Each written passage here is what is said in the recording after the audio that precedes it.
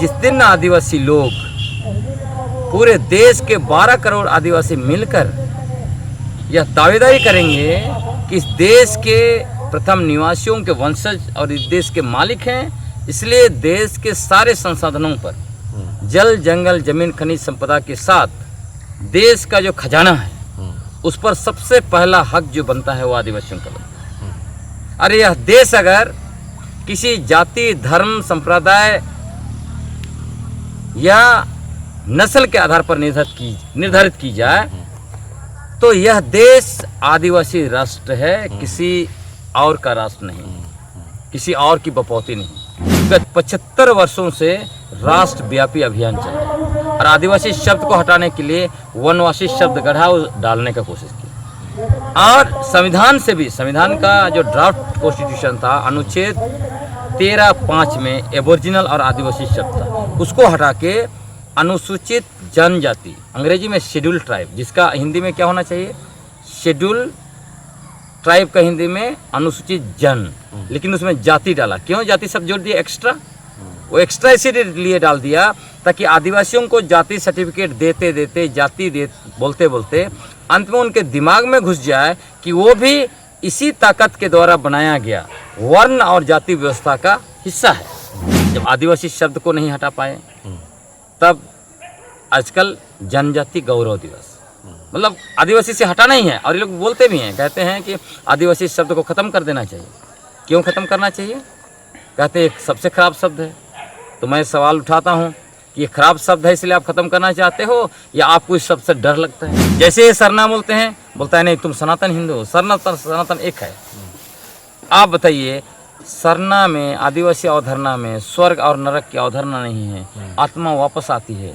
और यहाँ सनातन धर्म में 7 बार जन्म लेने का अवधारणा है। तो सरना सनातन एक कैसे हो? कुर्मी महतो के जो 2 नेता हैं, एक तो लव कुश के वंशज माननीय सुदेश महतो जी, उनका लार टपक रहा है कैसे उप मुख्यमंत्री के कुर्सी पर जाएं। दूसरे तरफ 65 हजारी जयराम महतो जी, उनका भी वही उप मुख्यमंत्री ही आखिरी डेस्टिनेशन है। तो ये जो ताकत है इनको समझ में आ गया कि ये दोनों जो है कि उस कुर्सी पर बैठना चाहते हैं, तो लालच दिखा और अपना गोदी में बैठा।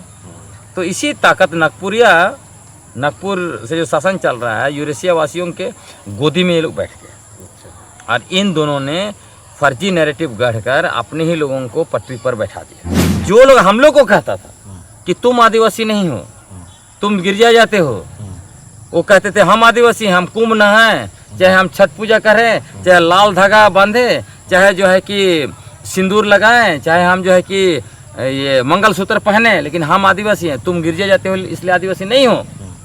ये कहने वाले लोग आज एक दूसरे को क्या बोल रहे हैं? तुम जमीन दलाल हो, तुम जो है चर्च से पैसा लिया है, तुमने दलाली किया है, हाँ, तुम जो है ये गलत कैरेक्टर तेरा है, हाँ, एक दूसरे पर जो है कि आरोप तरोप लगा रहे हैं। मतलब जिस मंच के बारे में आपने कहा, जो लोग कह रहे हैं ये ईसाइयों से फंडेड है, फलाने से फंडेड है, कौन आरोप लगा रहा है? वही लोग जो उस मंच पर गए। जब आपको पता था ईसाइयों का फंडेड है तो उसमें क्यों जाना है, उसमें क्यों भाषण देना है, अच्छा, उसमें क्यों माला पहनना है, क्यों आप उस मंच से मान सम्मान ढूंढना चाहते हैं, है ना? चूँकि आप कह रहे हैं कि कुर्मी से भी ज़्यादा खतरनाक ईसाई लोग हैं, ये स्टेटमेंट है। तो जब जिसको आप सबसे खतरनाक मानते हैं उसके खिलाफ लड़ेंगे या उनके मंच में आप जाएंगे, मान सम्मान उनसे चाहेंगे? दुश्मन के मंच पर कौन जाता है ना? ये सब सवाल है, पर उसमें मैं नहीं जाना चाहता। मेरा स्पष्ट है कि ये जो नैरेटिव बनाया कि जो ईसाई बन गया वो धर्मांतरण है, हिंदू बन गया घर वापसी है, ये बड़ी चालाकी से बनाया। हमारे लोग ये भी नैरेटिव बनाता है कि कुर्मी महतो क्योंकि 100% हिंदू धर्म को मानते हैं इसलिए वो आदिवासी नहीं हो सकते। ये नैरेटिव बिल्कुल गलत है। आदिवासी होने का आधार धर्म बिल्कुल नहीं है। यदि आदिवासी होने का आधार धर्म होता तो चेरो और खेरवाड़ जो 1931 की जनगणना में 100% हिंदू धर्म को मानते थे, उनको अनुसूचित जनजाति की सूची में नहीं डाला जाता। जो लोग कहते हैं जो सरना है वही आदिवासी है, तो कल को अभी तो महतो आदिवासी होने के लिए तो सब कुछ कर रहा है। इंडिया टुडे का रिपोर्ट आप पढ़िए, वो हिंदू धर्म के देवी देवता तुलसी पौधा सबको घरों से बाहर निकाल रहा है। उन्होंने 3000 पहाड़ लोगों को प्रशिक्षण भी दिया और प्रशिक्षण दे के जो है कि पूजा वूजा सरना पूजा करा रहे हैं, बोल रहे हैं जहर थन हमारा है। गोंड लोग का जो है कि गमछा चुरा के जो लगा रहा है, बोल रहे हैं हमारा गमछा है। उधर हमारा सोहराई जो है आपको संताल लोग का सोहराई उसको ले लिया और उसमें डहरे जोड़ के जो है डहरे सोहराई कर रहा है। जोहार, आज हम आए हैं सरायकेला खरसावां जिले के कोचाई प्रखंड में। आज पत्थलगड़ी का भी कार्यक्रम किया गया था और ये मामले जो चल रहे हैं फ़िलहाल प्रदेश में महतो और आदिवासी के बीच जो मामला चल रहा था, बीच में सरना ईसाई हो गया, अब सरना हो गया। क्या कारण है, क्या इसमें कमियां हैं, किसकी वजह से हो रहा है, किसकी वजह से नहीं हो रहा है, क्या दोनों पक्ष के तर्क क्या आते हैं, हम इसी मुद्दे पे बात करने के लिए हमारे बीच मौजूद हैं लक्षण डुंगुंग जी। हम जानने की कोशिश करेंगे। सर, एक तो शुरुआत में तो मुद्दा था कि आदिवासी महतो का मामला चल रहा था, एसटी इंक्लूजन वाला बात चल रहा था, उसके बाद सरना ईसाई हो गया, अब सरना हो गया, क्या कारण है? सबसे पहले आपको और आपके दर्शकों को जोहार। जोहार। और मैं न्यूज़ 9 को, झारखंड न्यूज़ 9 को धन्यवाद देना चाहूँगा कि इस पूरा विमर्श को आप निरंतर आगे बढ़ा रहे हैं। और हमारे जो भी दर्शक हैं उनको भी मैं निवेदन करना चाहूँगा कि न्यूज़ 9 एक आदिवासी इनिशिएटिव है, आदिवासी युवाओं के द्वारा संचालित है, इसलिए इसको सपोर्ट करना चाहिए।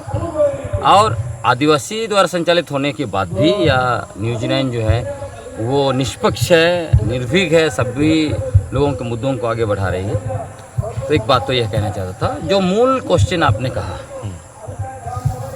कि जो मुद्दा कुर्मी महतो को अनुसूचित जनजाति की सूची में सूचीबद्ध करने की मांग को लेकर कुर्मी बनाम आदिवासी हुआ, फिर वहाँ से सरना ईसाई की तरफ गया और फिर अभी सरना बनाम सरना आया। तो इसके बारे में मैं पहले भी कई सभाओं में लोगों को मैं कहता रहा हूँ कि आपको देखना पड़ेगा कि आखिर ये जो पूरा खेल है उसके पीछे असली खिलाड़ी कौन है, रिंग मास्टर कौन है। और आज भी सभा में भाषण में मैंने कहा कि जिस तरह से आदिवासियों को सरना ईसाई के नाम पर आपस में मुर्गा लड़ाया जा रहा है लंबे समय तक, तो इसको समझने की कोशिश लोग करेंगे तो ये समझ जाएंगे आखिर ऐसा क्यों हो रहा है। यह इसलिए हो रहा है कि जो ताकत कुर्मी बनाम आदिवासी, सरना बनाम ईसाई और सरना बनाम सरना करा रहा है, इस ताकत को एक्चुअली सत्ता पर काबिज होना है और सत्ता को अपने हाथ में लेने के बाद यहाँ के जो जितने भी संसाधन हैं, चाहे वो खनिज संपदा है, बालू है, वन संपदा है, जमीन है, सारे चीज़ों को हथियाना है। कुछ मुट्ठी भर पूंजीपतियों के हाथ में उसको सेंट्रलाइज करना है सभी संसाधन को, ताकि उसका जो मूल मकसद है कि उनका रूल है कि हम श्रेष्ठ हैं, तो अश्रेष्ठ बनाने के लिए तो लोगों को संसाधनों से दूर करना होगा, शिक्षा से, रोजगार से दूर करेंगे तब ना उधर भिखमंगा बन के रहेगा, आपका हमेशा अनुयायी बना रहेगा। तो ये पूरा खेल जो है ये है। और आदिवासियों को क्यों निशाना में ये ताकत ले रही है और अभी से नहीं ले रही है, ये ताकत जो है कि वो नागपुर से संचालित होता है और इस ताकत ने आदिवासियों को मानसिक रूप से गुलाम बनाने के लिए 1952 में जशपुर में आश्रम खोला और वहाँ से अभियान चलाया। क्योंकि इस ताकत को सबसे ज़्यादा इस बात का डर है कि जिस दिन आदिवासी लोग, पूरे देश के 12 करोड़ आदिवासी मिलकर यह दावेदारी करेंगे कि इस देश के प्रथम निवासियों के वंशज और इस देश के मालिक हैं, इसलिए देश के सारे संसाधनों पर, जल, जंगल, जमीन, खनिज संपदा के साथ देश का जो खजाना है उस पर सबसे पहला हक जो बनता है वो आदिवासियों का बनता है। अरे यह देश अगर किसी जाति, धर्म, संप्रदाय या नस्ल के आधार पर निर्धारित की जाए तो यह देश आदिवासी राष्ट्र है, किसी और का राष्ट्र नहीं, किसी और की बपौती नहीं। तो इसी चीज़ को ख़त्म करने के लिए हमारे दिमाग से इस ताकत ने आदिवासी शब्द को हटाने की बहुत कोशिश की। विगत 75 वर्षों से राष्ट्रव्यापी अभियान चल रहा है और आदिवासी शब्द को हटाने के लिए वनवासी शब्द गढ़ा डालने का कोशिश की। और संविधान से भी, संविधान का जो ड्राफ्ट कॉन्स्टिट्यूशन था, अनुच्छेद 13(5) में एबोरिजिनल और आदिवासी शब्द था, उसको हटा के अनुसूचित जनजाति, अंग्रेजी में शेड्यूल ट्राइब, जिसका हिंदी में क्या होना चाहिए, शेड्यूल ट्राइब का हिंदी में अनुसूचित जन, लेकिन उसमें जाति डाला। क्यों जाति शब्द जोड़ दिया एक्स्ट्रा? वो एक्स्ट्रा इसीलिए डाल दिया ताकि आदिवासियों को जाति सर्टिफिकेट देते देते जाति बोलते बोलते अंत में उनके दिमाग में घुस जाए कि वो भी इसी ताकत के द्वारा बनाया गया वर्ण और जाति व्यवस्था का हिस्सा है, ताकि अपनी मूल दावेदारी इस देश में जो है, इस देश के संसाधनों पर, जल जंगल जमीनों पर, यहाँ की पहचान पर, अस्मिता पर, अस्तित्व पर, वो भूल जाए।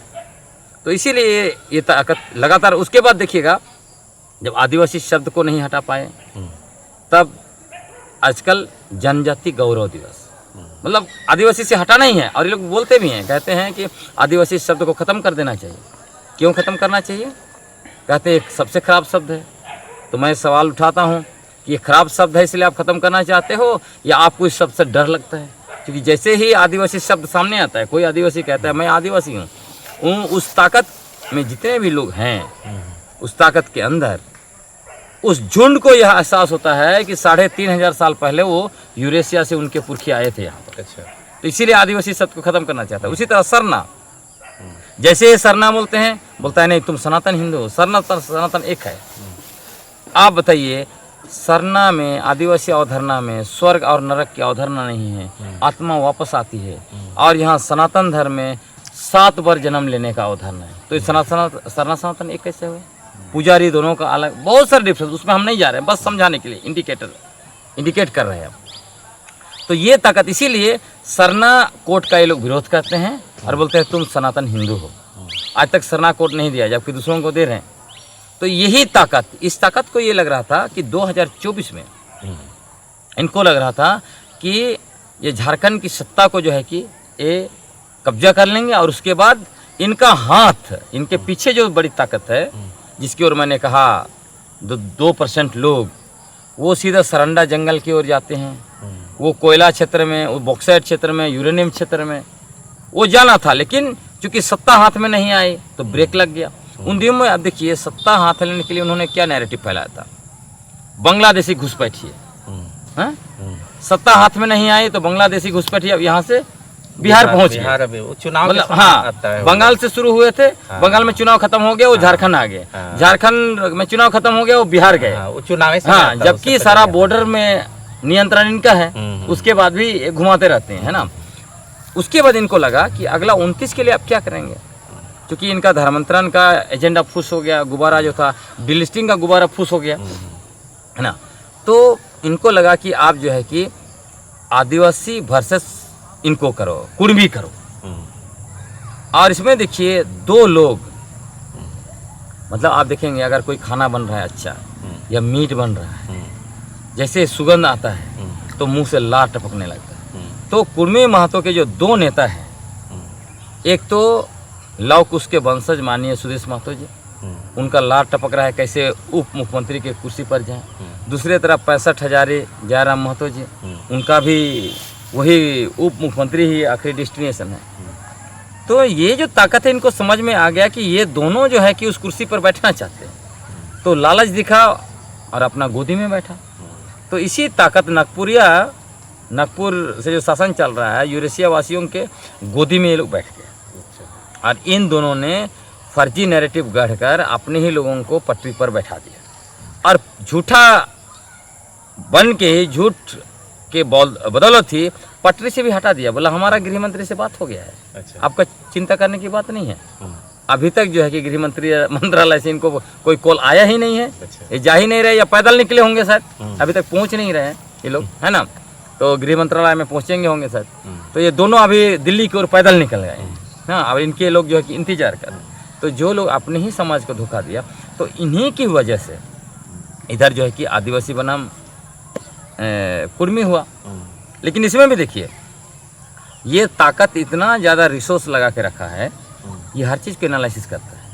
जैसे ही देखा आदिवासी बनाम कुर्मी हो गया, तब इसमें तो घाटा इन्हीं को लग रहा है। क्यों? क्योंकि ये जो आदिवासी उधर से थोक भाव से भाग के आ रहे हैं वो तो जेएमएम कांग्रेस को ही वोट देंगे। और जब ये दोनों कुर्मी महत्व में से कोई भी दोनों नेता में से इनके साथ बैठेगा तो बीजेपी को भी तो ये लोग अपना बोलेंगे, ये भी तो दुश्मन है। और क्यों दुश्मन बोलेंगे? क्योंकि 2004 में कुर्मी महतो को अनुसूचित जनजाति की सूची में शामिल करवाने का रिकमेंडेशन झारखंड के माननीय मुख्यमंत्री अर्जुन मुंडा ने भेजा था। और उसमें क्या लिखा? ये लोग 1950 से पहले जो है अनुसूचित जनजाति थे, ट्राइब थे। भाई वो ट्राइब कैसे थे? कौन सा कागज आपने देख लिया माननीय मुख्यमंत्री साहब? तो ये तत्कालीन मुख्यमंत्री थे अर्जुन मुंडा जी ने सिर्फ कुर्मी महतो को अपना वोट बैंक बनाकर बीजेपी से सता के रखने के लिए इन्होंने रिकमेंडेशन भेजा। और उसी समय में बीजेपी के ही एमपी, राज्यसभा और लोकसभा, इन लोगों ने ही मिलजुल के जो है कि देश के उप प्रधानमंत्री माननीय लाल कृष्ण आडवाणी जी को भी रिकमेंडेशन भेजा। और उसमें बजाबते उन्होंने यह भी लिखा कि 1931 में 31 की जनगणना बोला, 1931 की जनगणना में कुर्मी महतो को प्रिमिटिव ट्राइब कहा गया था। अब कहाँ से लोग 1931 का अलग से जनगणना लेके आया? हमने तो जनगणना का सारा पेज निकाला, उसमें तो इनको महाराष्ट्र का कुंबी, कन्वी, कुर्मी छत्री कहा गया, उसी लिस्ट में डाला गया। और जो प्रिमिटिव ट्राइब की सूची बनी है 1931 के जनगणना में 24 की बनी है, उसमें ये कहीं भी नहीं है। तो ये भाजपा वालों ने जो शक्ति का मैंने बात की, जिसका पॉलिटिकल आउटफिट है बीजेपी, इन लोगों ने जानबूझ के वोट बैंक बना कर रखने के लिए कुर्मी महतो के साथ खेल खेला और झारखंड को जो है कुर्मी और आदिवासी कराकर एक तरह से नफरत के आग में डाला। और यही लोग विगत 25 साल आप देख लीजिए, 25 साल में झारखंड का 25 साल में, जबकि ये लोग झारखंड अलग राज्य आंदोलन के विरोधी थे। जब मरंग गोम के जयपाल से मुंडा ने 1930, 40 और 50 के दशक में अलग झारखंड राज्य का बिंगुल फूंक दिया, उन दिनों झारखंड राज्य बन जाता यदि कांग्रेस ने धोखा नहीं दिया होता। ये लोग क्या बोलते थे? यही ताकत जो आज ये सारा खेल करवा रहा है, आपस में लड़वा रहा है, ये लोग बोलते थे ये ईसाई मिशनरियों का देश तोड़ने वाला आंदोलन है। और जब झारखंड राज्य बन गया तो सबसे पहले जो है कि झारखंड राज्य का मलाई यही लोग खाए और यही लोग पेशा कानून को लागू होने नहीं दिया। यही लोग आदिवासी का हर चीज़ में अड़ंगा लगाता है। और यही लोग 2016 में लैंड बैंक बना के सरना, मसना, जहेथन सबको लैंड बैंक में डाला। सिर्फ खूंटी जिला का रिसर्च में मैंने निकाला 541 सरना स्थल के 488 एकड़ जमीन को लैंड बैंक में डाला था पूंजीपतियों को देने के लिए। और इसीलिए इनको 2019 में मुक्की खानी पड़ी, 2024 में भी साफ हो गए, लोकसभा और विधानसभा दोनों में आरक्षित सीट में साफ हो गए। यहाँ पे रोकना चाहेंगे आपको। उनका तो ये भी कहना है कि जो भी जातियाँ CNT एक्ट के दायरे में हैं वो सभी को ST है।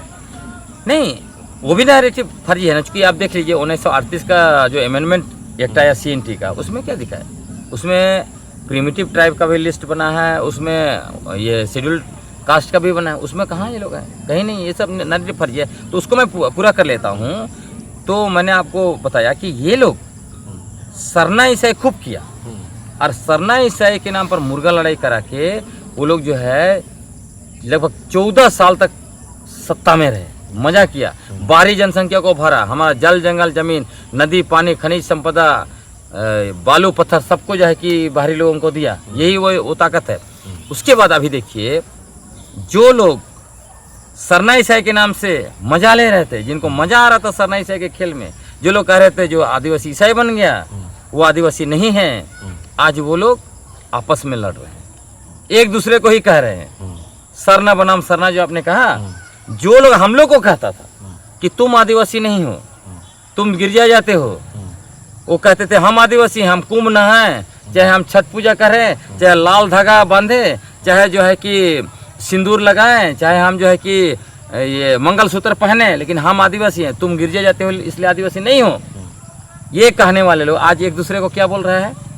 तुम जमीन दलाल हो, तुम जो है चर्च से पैसा लिया है, तुमने दलाली किया है, हाँ, तुम जो है ये गलत कैरेक्टर तेरा है, हाँ, एक दूसरे पर जो है कि आरोप तरोप लगा रहे हैं। मतलब आरोप तो ये भी लग रहा है कि 17 तारीख का जो कार्यक्रम था उसमें कुछ लोगों का सोशल मीडिया के माध्यम से लोग को बोल रहे हैं आपस में कि वो प्रोग्राम को फंडिंग ईसाइयों द्वारा किया गया था। क्या ये बात सच हाँ, तो है? इसीलिए मैं कह रहा हूँ ना, ये वही उसी ताकत का खेल है। अच्छा। वो ताकत अभी देश में और कई एक राज्यों में शासन जो कर रही है, तो किसके बदौलत कर रही है? बेबुनियाद तथ्य, फर्जी नैरेटिव और झूठा इतिहास।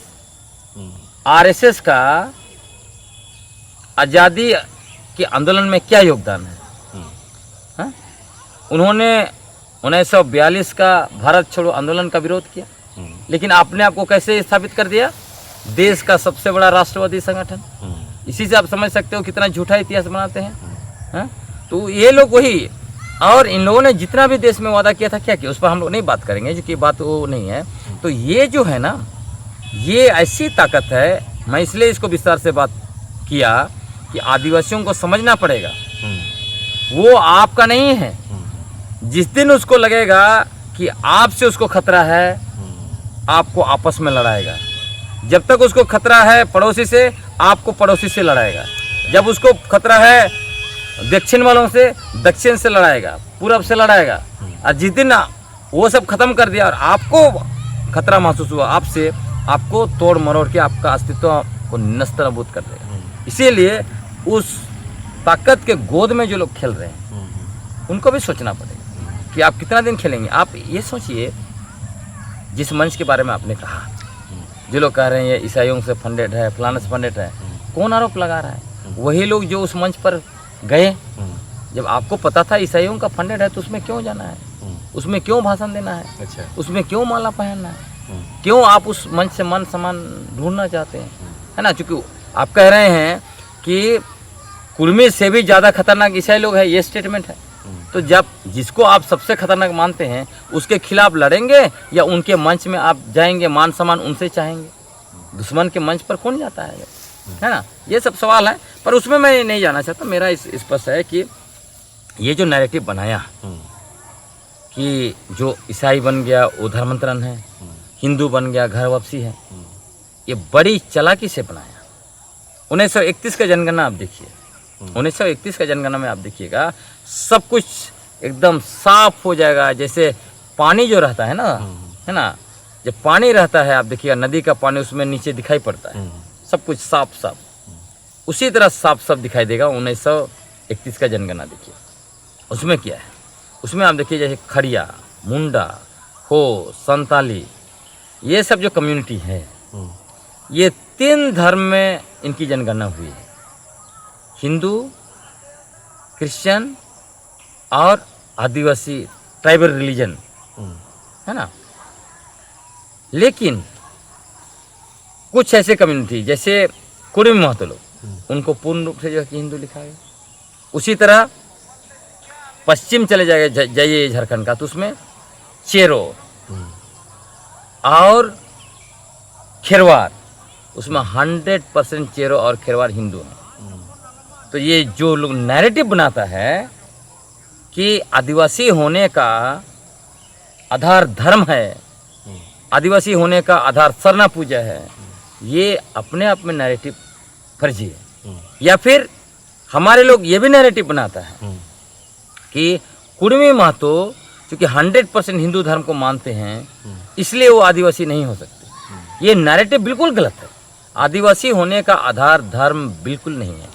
यदि आदिवासी होने का आधार धर्म होता तो चेरो और खेरवार जो 1931 की जनगणना में 100% हिंदू धर्म को मानते थे, उनको अनुसूचित जनजाति की सूची में नहीं डाला जाता। और मैं आपको ये भी बताता हूँ, लोकुर कमेटी का 5 क्राइटेरिया आप देखिए, 5 क्राइटेरिया में कहाँ पर धर्म है? एक क्राइटेरिया बिल्कुल नहीं। दूसरा, जो लोग कहते हैं जो सरना है वही आदिवासी है, तो कल को अभी तो महतो आदिवासी होने के लिए तो सब कुछ कर रहा है। इंडिया टुडे का रिपोर्ट आप पढ़िए, वो हिंदू धर्म के देवी देवता, तुलसी पौधा सबको घरों से बाहर निकाल रहा है। उन्होंने 3000 पहाड़ लोगों को प्रशिक्षण भी दिया, और प्रशिक्षण दे के जो है कि पूजा उजा सरना पूजा करा रहे हैं। बोल रहा है जहर थन हमारा है। गोंड लोग का जो है कि गमछा चुरा के जो लगा रहा है, बोल रहे हैं हमारा गमछा है। उधर हमारा सोहराई जो है, आपको संताल लोग का सोहराई, उसको ले लिया और उसमें डहरे जोड़ के जो है डहरे सोहराई कर रहा है। और गुष्टी मैं तो हंसता हूँ। गुष्टी देखिएगा, इनका ये जो आभा महतो जो माननीय सांसद रही है, उनके नेतृत्व में जो सांसदों ने जो स्मारक पत्र दिया था उसमें कितना गुष्टी का जिक्र है टोटेम का? 24।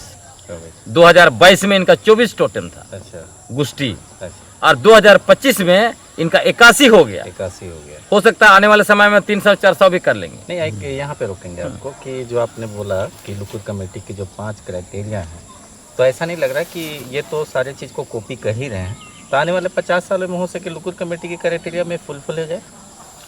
लुकुर कमेटी का क्राइटेरिया में एक जिंदगी भर फुलफिल नहीं होंगे। अच्छा। वो जितना कर ले। हाँ। और इनको पढ़ना भी चाहिए। लुकुर कमेटी ने स्पष्ट लिखा है कि सभी इवेंट ट्राइब के बारे में, कि सभी ट्राइब को प्रोटेक्शन देने की जरूरत नहीं है। अच्छा। आरक्षण के संदर्भ में उसी को देना है जो निश्चित रूप से प्रोटेक्शन का जरूरत है। इसीलिए आप देखिए, जैसे ये लोग क्या बोलता है, हम सक्सेशन एक्ट में एग्जम्प्टेड थे इसलिए हम आदिवासी हैं, तो वहाँ तो पान और तुरी भी एग्जम्प्टेड था। उसके अलावा उससे भी पहले 1871 में क्रिमिनल ट्राइब एक्ट आया था। उसमें 163 जो है समुदाय थे, जातियाँ थे, जिसको क्रिमिनल ट्राइब एक्ट के तहत डाला था। किनको डाला? जो सरकार के नियम कानून को नहीं मानते तो सबको डाल दिया। इनको क्यों नहीं डाला कुर्मी महतो को? क्योंकि ये कृषक थे, अर्थव्यवस्था का रीढ़ थे। और उन दिनों आप सोचिए, कृषि को भारत का क्या कहा जाता था? रीढ़ कहा जाता था। आज़ादी के आसपास देखिएगा, जीडीपी में एग्रीकल्चर का कितना कंट्रीब्यूशन था? 52%। अभी कितना आ गया? 14% से डाउन हो गया, है ना? तो कृषि ऋण था, तो वो लोग सरकार का सारा नियम कानून मानते थे, उनको टैक्स देते थे, इसलिए उनको नहीं डाला। अच्छा। जो लोग विरोध करते थे उनको डाला, है ना? इनको क्रिमिनल ट्राइब एक्ट में डाला। तब भी बोलता है चुआड़ विद्रोह में हम थे। नहीं तो उन लोगों तो ये भी दावा है। हाँ, उसके बाद एक मुंडा क्षेत्र भी मेरा ही है। इसीलिए मैं कह रहा हूँ, इसको भी मैं आप क्लियर कर लेता हूँ। आप सोचिए, जब 163 कम्युनिटी को उसमें डाला था क्रिमिनल ट्राइब एक्ट में, वो 1871 में, लेकिन 1931 में जो प्रिमिटिव ट्राइब का जो सूची बनाया उसमें मात्र 24 को डाला। तो बाकी लोग बोलेंगे तुम तो कानून बना के हमको क्रिमिनल आदिवासी घोषित किया, तो हमको वहाँ डालो। इनके लॉजिक के अनुसार बोलना चाहिए ना, क्योंकि कहते सक्सेशन एग्जम्प्ट किया इसलिए हम हैं। वही एकमात्र उनका बच्चा है। गुष्टी को तो मैंने आपको बता ही दिया, गुष्टी इनका बढ़ते रहा है। ये गुष्टी है नहीं, ये जो इनका जो है, ये हिंदू धर्म के अंदर में जो वर्ण जाति व्यवस्था के अंदर में जो ये होता है ना गोत्र, और उसके बारे में ये आपका आरवी रसल ने बहुत स्पष्ट किया है। उन्होंने गुष्टी का ओरिजिन पर रिसर्च किया, उस पर स्पष्ट है। अब जो आपने कहा, ये लोग सब चीज़ दावा करते हैं। अभी तो ये भी दावा करने लगे, जब से मैंने सोनाहातू का इलाका में जो पत्थलगाड़ी की बात की है, जब से मैंने डाल्टन और एससी रॉय के जो रिसर्च हैं उसको लेके बताया है कि महतो के कई ऐसे गांव हैं जो मुंडाओं के गांव हैं, वहाँ मुंडाओं का पत्थलगाड़ी है, वहाँ मुंडाओं का ससंदरी है। तो अभी कह रहा है कि हम लोग भी पत्थलगाड़ी करते थे। अच्छा। हमारे गांव में भी पत्थलगाड़ी था। हम सोचे अद्भुत बात है भाई, पत्थलगाड़ी आपका था, गमछा आप ही का है, ये पूरा छोटा नागपुर आपका है, आप सबसे पुराने बासिंदे, सबसे बड़े आदिवासी, सब कुछ हैं। छोटा नागपुर तो अद्भुत उन्हीं का है। हाँ, छोटा नागपुर पठार उन्हीं का है, राढ़ सभ्यता का इन्हीं का है, 65,000 इन्हीं लोग है।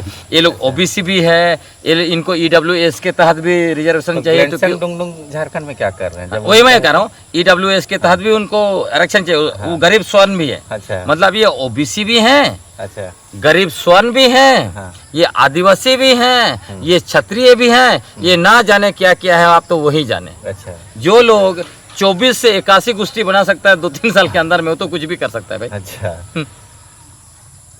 सुन रहे थे ग्लेनसन डुंगडुंग जी थे, ग्लेनसन डुंगडुंग जी थे, जिन्होंने अपनी बातों को प्रखर रूप से रखा। और सरना ईसाई का जो मामला चल रहा है बीच में, सरना के बीच की जो बातें हो रही हैं सोशल मीडिया में, तो उसको हमने समझने की कोशिश की, जानने की कोशिश की, उसके तह तक पहुंचने की हमने कोशिश की, आप तक बात पहुंचाने की हमने कोशिश की। हमारी जानकारी आपको कैसे लगी? तमाम प्रतिक्रियाओं के लिए आप कमेंट बॉक्स में हमें कमेंट कर सकते हैं। तब तक के लिए जोहार, शुक्रिया, धन्यवाद।